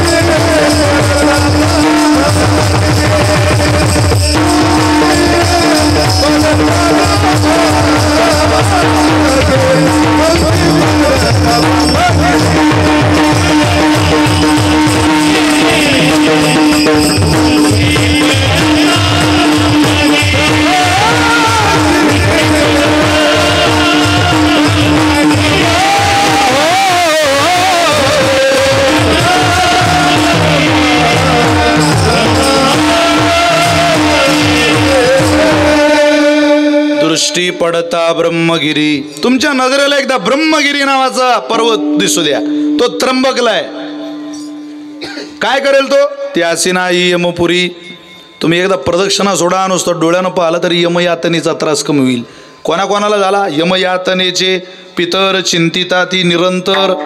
इथं मजा वाटते बऱ्याचदा आपल्याला जीवन जगायला, पण तिकडं काय त्रास होणार आहे लोकांना. अजून त्या त्रासाची अनुभूतीच नाही. ज्याचं पुस्तकी ज्ञान वाटलं त्याला वाटतं इथंच आहे विषय. अरे ऐक, याच्या पलीकडं सुद्धा एक जीवन आहे जे आपल्याला जगायचं अजून, ते याच्या आधारावर मिळणार आहे. कर्मण्येवाधिकार असते माम फलेषु कदाचन. गीता माऊली म्हणते करून ठेव काहीतरी शेजारी गोळा. देवाचा बाप कौसल्या मातेच्या मांडीवर डोकं ठेवून राम कुठे राम कुठे माझा मुलगा कुठे म्हणून रडत होता. कर्म इतकं कठीण आहे. ज्या मांडीवर राजा दशरथाचा जीव जायला पाहिजे होता त्या मांडीवर का पक्षाचा जीव जातो. हे कर्म आहे. स्वप्न पाहिलं नव्हतं जटायूनं कधी देवाच्या मांडी मिळाली. स्वप्न पाहिलं नव्हतं राजा दशरथानं कधी की अंतकाळात माझा पोरगा गिरजर असेल. इतकं कर्म कठीण आहे. आपण काय आपल्या बॅटरी का चमकवतोय हो. पुस्तकी ज्ञान वाढलं की आपल्याला असं वाटतं आम्ही खूप मोठे झालो. आम्हाला कळायला लागलं काय करतो तुला, तू गाजर पार्क घे, तुला काही कळत नाही, तुला असं वाटतंय फक्त. भारी भारी मोबाईल घेतला, जीन्स पॅन्ट घातला, भर उन्हाळ्यात म्हणजे विद्वान झाला का तू. भर उन्हाळ्यात अरे लुंगीत गरम होऊन राहिलं इथं. हे कोणत्या मोठेपणाचं लक्षण आहे. काय केलं, लग्न झालं की असं वाटतं झालं आमचं आता, पोरगं झालं की एकच झालं. असे काही क्वालिटीचे प्राणी या जगात एका टायमाला 12 आहे, ती वेगळ्या वेगळ्या कलरचे. आपल्याला एक झालं तर आपण म्हणतो पुरस्कार. आता काय फेकून मारायचं का तुला पुरस्कार. जर आयुष्यात तपशिला शीर गाथा ज्ञानेश्वरी हातात घे. कीर्तनाला बसलेल्या उभ्या असलेल्या सगळ्या तरुणांना माझी विनंती आहे, मी तुमचा भावासारखा आहे. खरंच तुम्ही गाथा ज्ञानेश्वरी वाचा पोरो. तुमचा मेंदू ठिकाणावर राहील.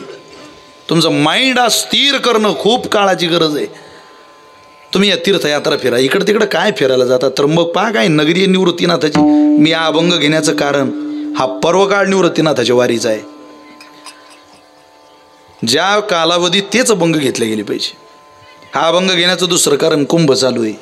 आता पौष वारी आहे, ही निवृत्तीनाथाची वारी. 25 तारखेला महायात्रा आहे हो त्र्यंबकेश्वराची, निवृत्तीनाथांची.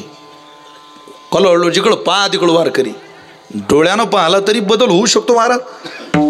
डोळ्यानं पाहिल्यावर बऱ्याच गोष्टीत बदल होतो. तुका म्हणे क्षण नको तयाचे दर्शन. दुर्जन पा माणसाची वृत्ती बदलते. कामिक स्त्री पा कामिक जैसा मिना ते देखोनी बकू का निदाना ते रंकू श्री देखोनी कामकू प्रवृत्ती धरी. चुकीच्या महिलेला बघा तुम्ही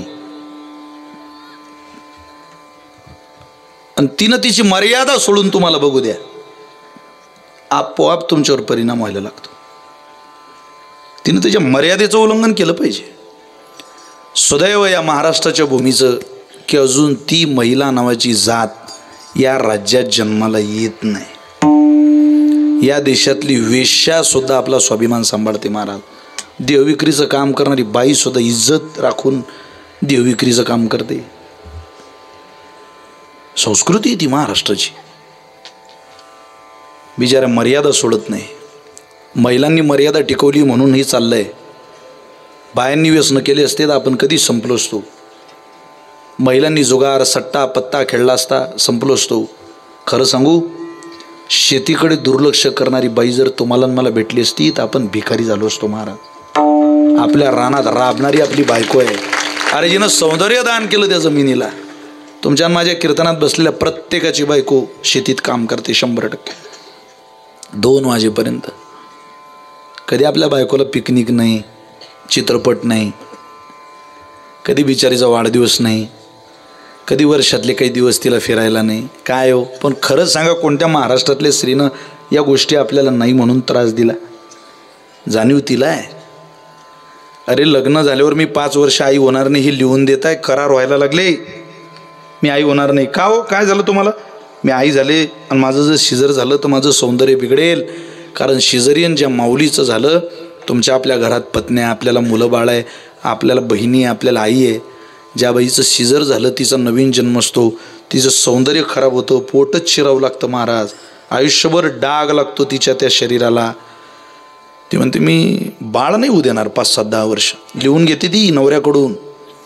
आमच्या मायला जर 2 वर्ष पाळणा लांबला, दिवस गेले नाही, 10 देवाला नवस करते ती. एकदा मला आई हा शब्द ऐकू दे. मला बाळ होऊन मी मेले तरी चालेल, पण मला बाळ होऊ दे. असा विचार करणाऱ्या माऊल्या आपल्या पदरी पडल्या, घरात आल्या. आपलं नशीब समजा जरा. फक्त आपलं दुर्लक्ष आहे.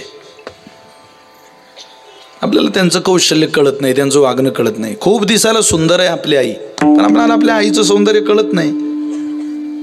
अरे आराम करू द्या, घराच्या बाहेर काढू नका, एसीच्या बाहेर. जगातली सगळ्यात सुंदर माझी आई आहे. आपली आई सुंदर आहे म्हणून तर आपण सुंदर झालो ना. म्हणून हे बऱ्या प्रमाणात वागणं बोलणं आपल्याला मंजूर दिलंय ना परमेश्वराने, हे तिचंच आहे ना दान. पण दुर्दैव आहे की आम्हाला तिच्याकडे त्या नजरेनं बघता येत नाही. तसे काही माणसं इथून फिरायला बाहेर जातात, त्यांना या राज्यातलं सौंदर्य दिसत नाही. या राज्यातलं सौंदर्य सुद्धा दाखवण्याचं काम आपल्या संतांनी केलं. इकडं तिकडं काय जातं, पिकनिकला, गोव्याला, दारवा प्यायला, धिंगाणा करायला, बियरच्या बाटल्या उडवायला. इकडे ये त्र्यंबकला एकदा पा डोळ्यानं ब्रह्मगिरी, उघड डोळे, ताट करून उघड ते डोळे, लपकू देऊ नको, चिमचुमू नको, पा उघड्या डोळ्यानं एकदा ब्रह्मगिरी. लेका आयुष्यात यमाची नजर सुद्धा तुझ्यावर पडणार नाही, इतकी ताकद आहे त्या डोंगरात. माझं नाही, नामदेवरांचं वचन आहे. त्यासी नाही यमपुरी.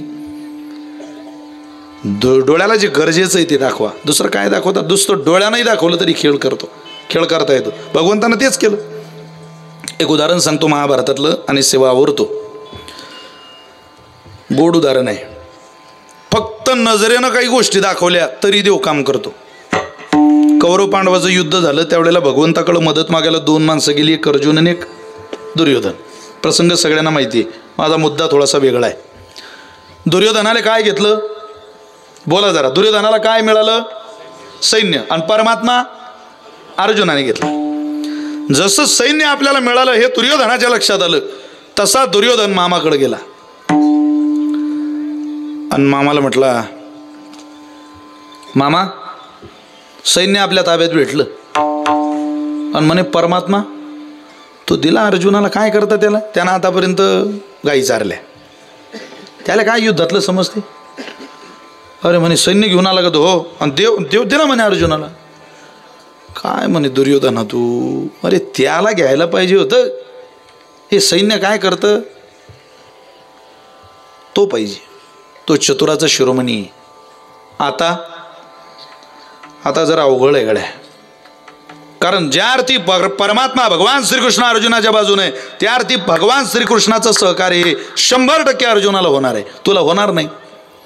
मग आता अर्जुनाला कृष्णाचं सहकार्य होणार नाही, याकरता काही करता येईल का याची तयारी कर. म्हणजे मला कळलं नाही.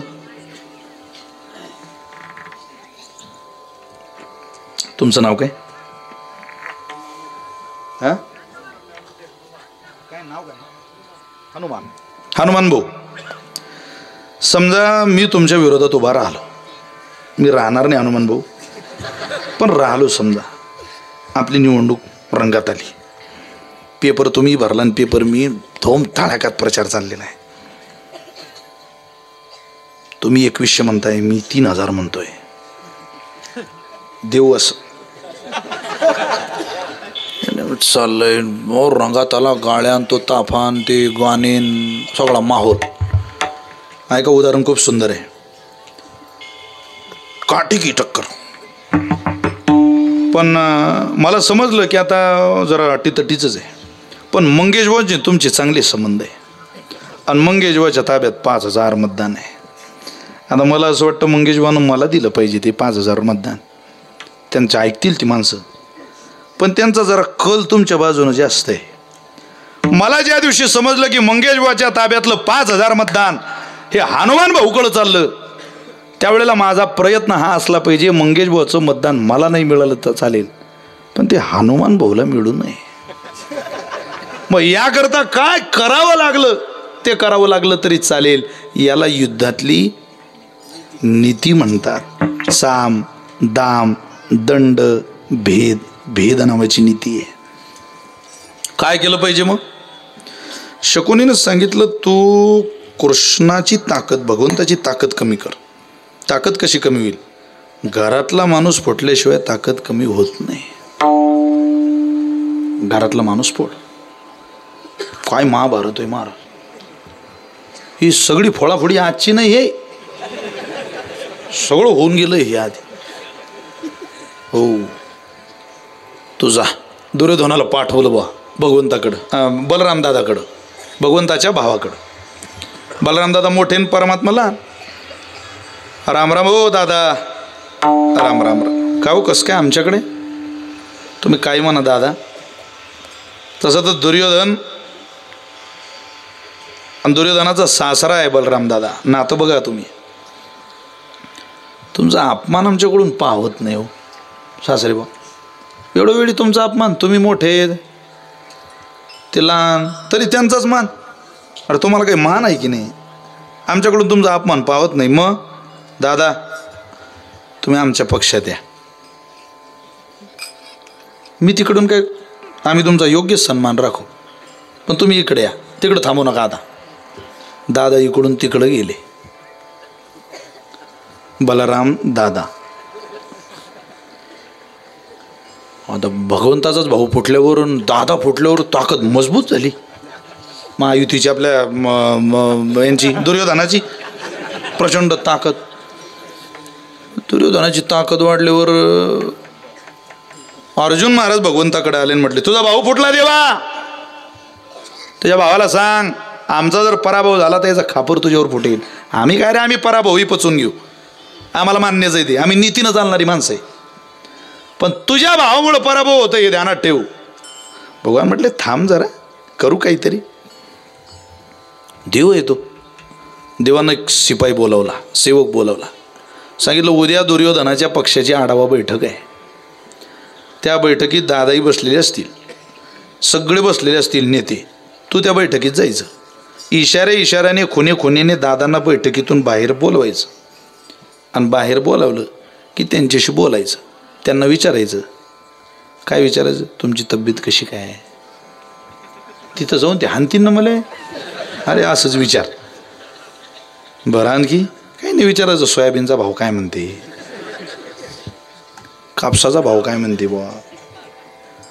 तो म्हणे पण राजा तिथं जाऊन विचारणं. अरे म्हणे तू काय विचारून राहिला त्याच्याशी मला घेणं नाही. फक्त बसलेल्या लोकांनी पाहिलं पाहिजे तुला की कृष्णाचा एक सेवक बलराम दादाशी येऊन बोलला. एवढं त्या बसलेल्यांनी पाहिलं की आपलं काम झालं म्हणे. दृष्टी कशी कठीण आहे. परमात्मा आहे तो केला बा.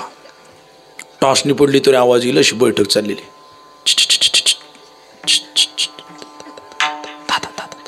दादा अरे दादा बलराम दादा ते माणूस तो कृष्णाचा दिसतोय. तुम्हाला कसं काय बोलवत? नाही आपल्याला नसेल बोलवता. तुम्हालाच बोलावतोय.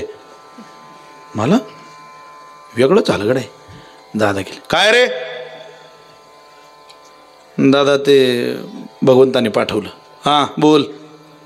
नाही म्हटलं तुमची तब्येत कशी काय? मूर्ख आहेस का रे म्हणे. अरे हा टाईम आहे का तो तब्येत विचारायचा? वातावरण इतकं संवेदनशील तुम्हाला तब्येत विचारायला आला.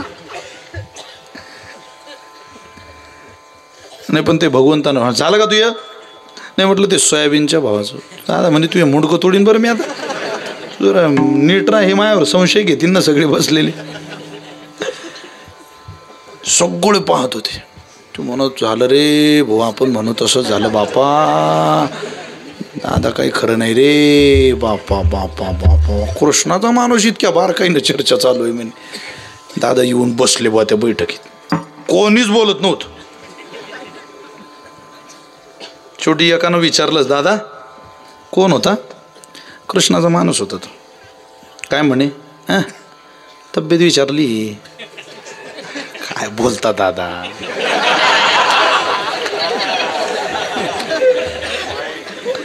हा टाईम आहे का तो तब्येत विचारायचा? या टायमात कोणी तब्येत विचारते दादा? खरंच सांगा तो काय म्हणे. दादा म्हणून मी खोटं बोलत नाही. खरंच सांगतोय. तब्येत विचार. सोयाबीनचा भाव विचारी. मूर्ख होता तो. दादा तुम्ही काही म्हणा गाड्या. तुम्ही फक्त शरीरानं इकडे मनानं तिकडे. आता अजितदादा आपल्या बलराम दादा जरा गरम माणूस. ते चुकून माझ्या नावाला बरं का राम पाटील तुम्हाला पाहिल्यामुळं आमचा घोटाळा झाला इकडे. दादा जरा गरम माणूस बलराम दादा. ते म्हटले मी माझ्या भावाच्या विरोधात जाऊन तुमच्याशी युद्ध करून राहिलो आणि तरी तुम्ही माझ्यावर संशय घेता. आग लावा तुमचं युद्ध तुम्ही करा. मी चाललो तीर्थयात्रा. दादा गेले तीर्थयात्रेला. पाहता काय विजय कोणाचा झाला? हा अर्जुनाचा भगवंतानं तीर्थयात्रेला पाठवलं बलराम दादाला आणि अर्जुनाला विजयी केलं. याच्यावर पुरावा काय? दुराविला सखा बळी भद्र, ओ दुराविला सखा बळी भद्र,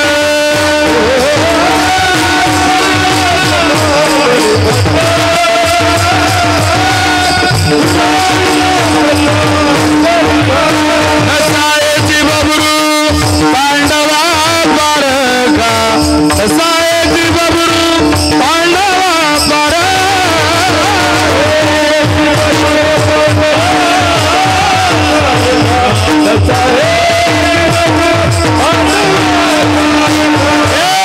दुराविला सखा बळी भद्र, दुराविला सखा बळी भद्र.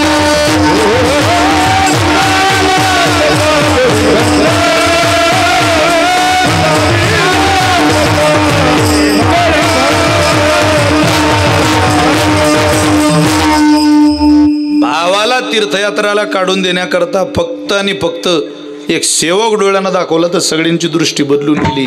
इतकी दृष्टी कठीण आहे. जे पाहते ते चित्तावरती कोरते. तसं तुम्ही काही चांगलं पहा. देवानं ठरवलं ना, एकदा पाहलं, एकदा दुर्योधनाच्या प्रजेला सेवक दाखवला तर विजयापर्यंत आणलं अर्जुनाला. एकदा डोळ्यानं गंगा मैया पाहिली, एकदा डोळ्यानं ब्रह्मगिरी पाहला. देव या आयुष्याच्या दोषातून मुक्त करून विजयश्रीच्या पदावर तुम्हाला आरूढ करेल. एकदा पहा, तिकडं जाऊ नका. त्यासी नाही यमपुरी. पुढं कुशावर्ती करिता स्नान, महातीर्थ आहे कुशावर्ताचं, तिथलं स्नान करा.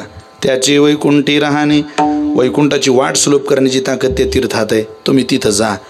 नामदेवराय म्हटले या सगळ्या गोष्टी आयुष्यात जोडा. तीर्थाला क्षेत्राला प्राधान्य द्या. कधी कधी तर वेळ असेल तर श्रावणाच्या महिन्यामध्ये त्या ब्रह्मगिरीची परिक्रमा करा. त्यानं काय होईल? त्याच्या पुण्यानं ही गणना. नर्मदामाची परिक्रमा करा, त्यासी जन्म नाही पुन्हा. नामा म्हणे प्रदक्षिणा, त्याच्या पुण्यानं ही गणना. दृष्टी पडता ब्रह्मगिरी, त्यासी नाही यमपुरी. 8:15 कीर्तन चालू झालं. तसं आपण थोडंसं अतिक्रमण करून पुढं आलो, पण हरकत नाही. माझी तुम्हाला सगळ्यांना विनंती आहे, एवढा तीर्थाचा अभंग घरी घेऊन जावा आणि रोज एवढा अभंग म्हणत जा. तीर्थाची आठवण काढत जा. तीर्थ आपली आई आहे आणि आईलाच लेकराचं पाप, आईलाच लेकराचं दुःख आणि आईलाच लेकराचे दोष कळतात. आईनं आपल्याला पदराखाली घ्यावं असं वाटत असेल तर हे रोज ऐका, वाचा, पहा. कोणाचं ऐका? विशाल महाराज खोले सांगताय म्हणून नाही. नामा म्हणे हे नामदेवरायांचं सांग नाही म्हणून. आणि संतांचं ऐकल्याने मनुष्याचं 100% कल्याण होतं म्हणजे होतं. पुरावा काय? विठोबा रुक्मिणी भजन घेऊ, पिंगळा नावाचा पुरावा म्हणू आणि कीर्तन ज्ञानोबारायांच्या चरणी, मुक्ताबाईच्या चरणी समर्पित करू. सगळ्यांनी मला येता येता सांगितलं तेवढा म्हणा. तो म्हटल्याशिवाय काही कीर्तन झाल्यासारखं तुम्हाला वाटणार नाही. त्यामुळं पिंगळा म्हणायचं आहे आपल्याला. फक्त सगळ्यांनी पिंगळा भजन ऐकण्याकरता ताकदीने एकदा भजन करा.